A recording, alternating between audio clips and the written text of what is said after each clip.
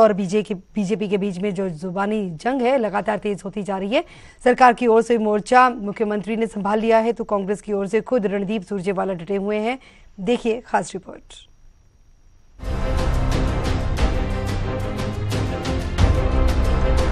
जींद की चौधर के लिए जोर आजमाइश शुरू हो गई है। हर कोई यहाँ का चौधरी बनने के लिए एड़ी चोटी का जोर लगा रहा है और चौधर की इस जंग में बयानों के बाण भी छोड़े जा रहे हैं। जींद विधानसभा उपचुनाव में रणदीप सुरजेवाला को उम्मीद बनाने पर सत्ता पक्ष ने कांग्रेस पर हमला बोला है लड़ाई में, क्योंकि ये भी एक बड़ा संकट है कि आखिर हरियाणा में मजबूत विपक्ष कौन हो, मान्यता प्राप्त विपक्ष कौन हो। तो ये एक प्रकार का विषय उनकी ओर से मैं कह सकता हूँ, वरना कोई कारण लगता नहीं था कि इस होड़ के अंदर वो एक विधायक को, जो पहले से विधायक हैं, उन्हीं को, सिटिंग विधायक को, कभी आज तक मैंने सुना नहीं है राजनीतिक इतिहास के अंदर कि सिटिंग विधायक को और फिर विधानसभा के चुनाव में, हाँ यदि लोकसभा का चुनाव होता विधायक को उतारा जा सकता है, लेकिन बाई इलेक्शन में एक विधायक को उतारना ये उनकी एक हताशा, एक निराशा। कांग्रेस पार्टी को वहाँ कोई अपना स्थानीय उम्मीदवार मिला नहीं। एक विधायक को जब कोई पार्टी अपना उम्मीदवार बनाती है तो इससे बड़ा दिवालियापन उस पार्टी का हो नहीं सकता। बीजेपी का वार हुआ तो खुद रणदीप सुरजेवाला ने पलटवार किया। सुरजेवाला ने न सिर्फ जींद में जीत का दावा किया बल्कि अगले विधानसभा चुनाव में भी बीजेपी की हार की भविष्यवाणी कर दी। जींद का उपचुनाव हरियाणा की खट्टर सरकार की उल्टी गिनती शुरू कर देगा। जींद उपचुनाव जैसे ही कांग्रेस जीतेगी, खट्टर सरकार 90 दिन के अंदर गिर जाएगी और कांग्रेस पार्टी सरकार बनाएगी जनता के आशीर्वाद से। ये जींद की भी आवाज है, पूरे हरियाणा की भी आवाज है, समेत कैथल की।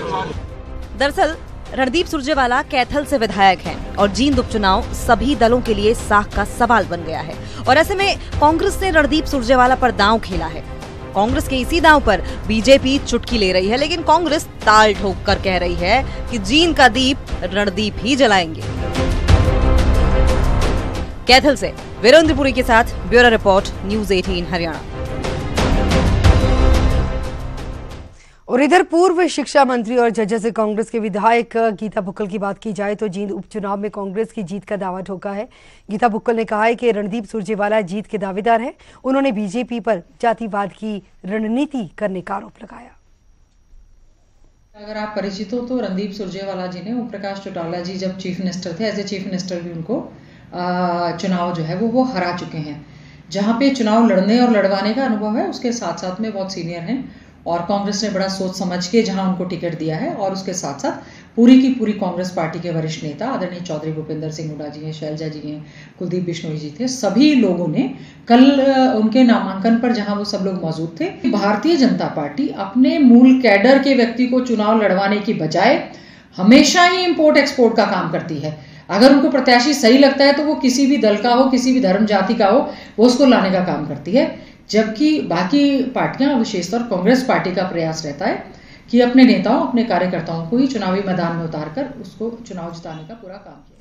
जींद उपचुनाव को लेकर जेजेपी की बात की जाए तो जीत का दावा किया गया है। फरीदाबाद पहुंचे अजय चौटाला, उन्होंने जींद उपचुनाव के बाद देश और प्रदेश की राजनीति की दशा और दिशा बदलेगी ऐसा कहा।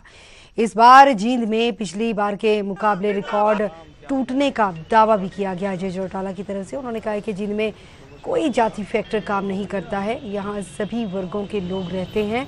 इस दौरान उन्होंने रणदीप सुरजेवाला को जींद उपचुनाव में उतारने को लेकर कांग्रेस पर निशाना भी साधा। उन्होंने कहा कि जींद की जंग में दुर्योधन के खिलाफ दिग्विजय चौटाला कृष्ण की भूमिका में होंगे। नायक जनता पार्टी का परिवार निरंतर बढ़ रहा है, आपके सामने है।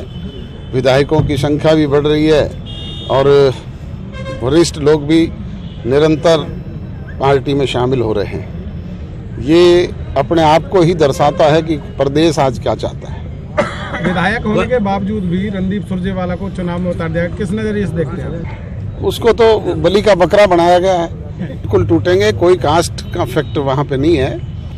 वहाँ पे सब तरह के लोग जीतते भी रहे हैं। नॉन जाट सीट को ही नहीं कह सकते हम। चौधरी दल सिंह जाट भी थे, वो भी जीते। आपने एक बात कही थी कि दुर्योधन ही इस युद्ध के विनाश का कारण होगा, उसका जिम्मेवार वो होगा। अब बात करें तो अब कृष्ण कौन है? अब कृष्ण दिग्विजय सिंह चौटाला अब कृष्ण दिग्विजय सिंह चौटाला। जींद उपचुनाव की जंग में सभी दलों के प्रत्याशी दो दो हाथ करने की तैयारी में हैं। लेकिन क्या आप ये जानते हैं कि जींद की जंग में सबसे अमीर प्रत्याशी कौन है? नामांकन पत्र के मुताबिक जेजेपी के दिग्विजय चौटाला जींद की जंग में सबसे अमीर प्रत्याशी हैं। बावजूद इसके उनके पास कार नहीं है। दिग्विजय चौटाला जेजेपी प्रत्याशी, ये भी बता दें कि 12वीं की शिक्षा जो है उनकी अगर बात की जाए तो 12वीं जमात तक वो पढ़े हैं। इसके अलावा कैश की बात की जाए तो 4,30,00,000 रिकॉर्ड में आया है। बैंक बैलेंस की प्लस निवेश की बात की जाए तो 12,23,00,000 है। ज्वेलरी की बात की जाए तो 24 लाख है। इसके बाद देनदारियों की अगर बात की जाए तो 9,63,00,000 है। इसके अलावा सालाना आय 36 लाख। इसके अलावा अचल संपत्ति की बात की जाए तो 11,18,00,000 है।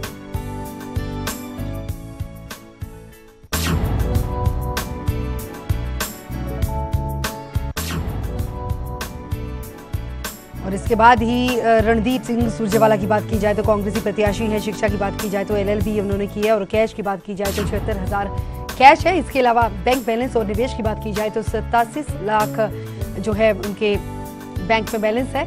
और इसके अलावा ज्वेलरी की बात की जाए तो उनके पास किसी भी तरह की कोई भी ज्वेलरी नहीं है। इसके अलावा अगर अचल संपत्ति की बात की जाए तो 1,82,00,000 है।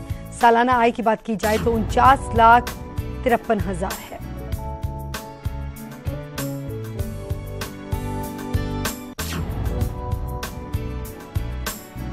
और इसी के साथ चुनाव में उतरे कृष्णलाल मिड्ढा की बात की जाए तो बीजेपी के प्रत्याशी है। शिक्षा की बात की जाए तो BA MS किया उन्होंने। और कैश उनके पास 5,14,000 है। बैंक बैलेंस प्लस निवेश की बात की जाए तो उनके पास 56,50,000 है। ज्वेलरी की बात की जाए तो 3 लाख रुपए की ज्वेलरी भी है। और अचल संपत्ति की बात की जाए तो 1 करोड़ है। देनदारियों की बात की जाए तो 6,38,000 है। सालाना आय 5,66,000 है।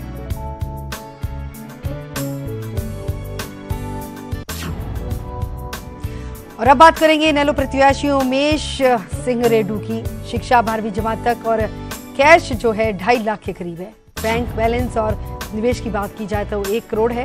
ज्वेलरी 2.5 लाख, अचल संपत्ति 1 करोड़। देनदारियों की बात की जाए तो 13,84,000 है। और सालाना आय की बात की जाए तो 3 लाख।